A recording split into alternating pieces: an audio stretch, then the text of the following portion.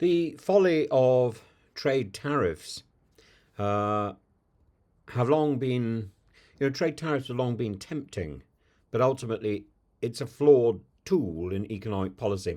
The former US President Ronald Reagan, informed by the experiences he had as a child, understood their dangers and tried to avoid them. In contrast, Donald Trump's decision to impose a 25% tariff on steel and aluminium imports, including those from the UK now, illustrates the folly of economic nationalism. Worse still, by alienating key allies such as Britain, Canada, and the European Union, Trump risks economic retaliation, a shrinking market, and unnecessary global tension at a time when there is already a problem in the world. Starmer's response that all options are on the table signals that Britain will not sit idly by as its industries suffer from the absurdity of Trump. Ronald Reagan, having witnessed the devastating effects of the 1930s Smoot-Hawley Tariff Act, understood that trade protectionism is a double-edged sword. In a 1987 address, he explained the perils of tariffs, that they were short-term gains with long-term pain. Initially, tariffs may seem beneficial as they shield domestic industries from foreign competition. However, this protection fosters complacency, companies stop innovating, prices rise, productivity stagnates, and retaliation is inevitable. Trade wars escalate quickly. Other nations respond with counter tariffs, reducing demand for American exports. The market contracts and jobs are lost. As prices rise and global markets shrink, companies scale back, leading to job losses and economic downturn. The Smoot-Hawley tariffs deepened the global economic collapse of the 1930s. By restricting imports, the US inadvertently shrank global trade, leading to mass unemployment and prolonging the economic suffering. Reagan was committed to free trade, avoiding the temptation of broad protectionist policies. Instead, his administration selectively targeted industries on a case-by-case basis without triggering full-scale trade wars. Trump's economic nationalism will be a self-inflicted wound. Trump has ignored the lessons of history, and his imposition of 25% tariffs on steel and aluminium is a reckless move for several reasons, and I think there's four of them. So, firstly, it hurts American consumers and businesses. The US manufacturers rely on imported raw materials. Higher steel and aluminium prices increase production costs, which are passed on to consumers. Companies using these metals, from car manufacturers to beverage producers, face higher costs, making them less competitive globally. Secondly, it alienates allies and weakens strategic partnerships. The UK, Canada, and the EU are not adversaries, they're economic and global allies.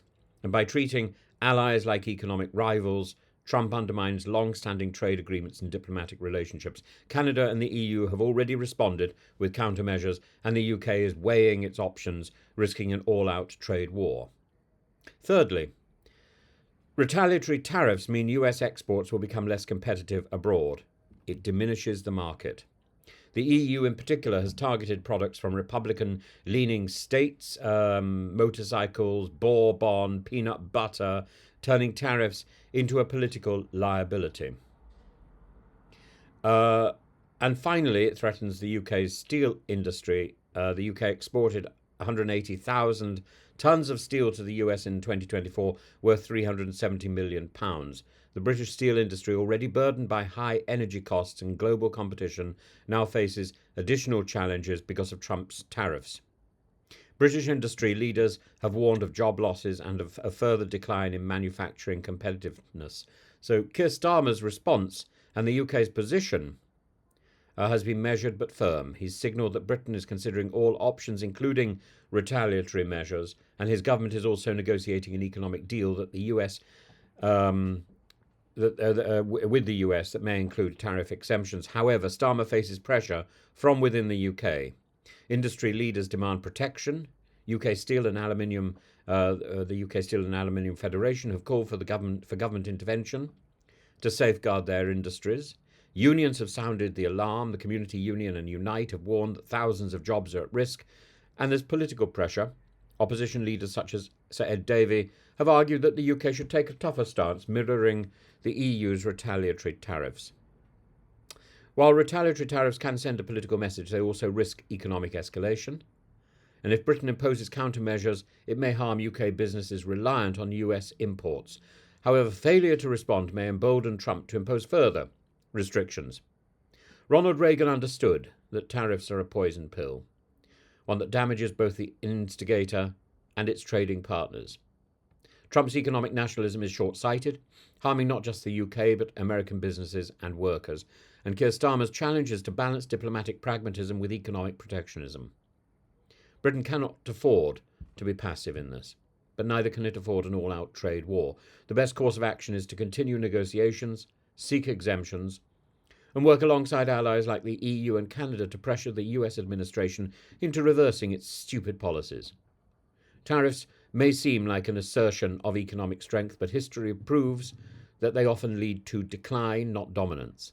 And as Reagan wisely warned, the memory of all this occurring back in the 1930s made me determined, when I came to Washington, to spare the American people the protectionist legislation that destroys prosperity. If only Trump had listened.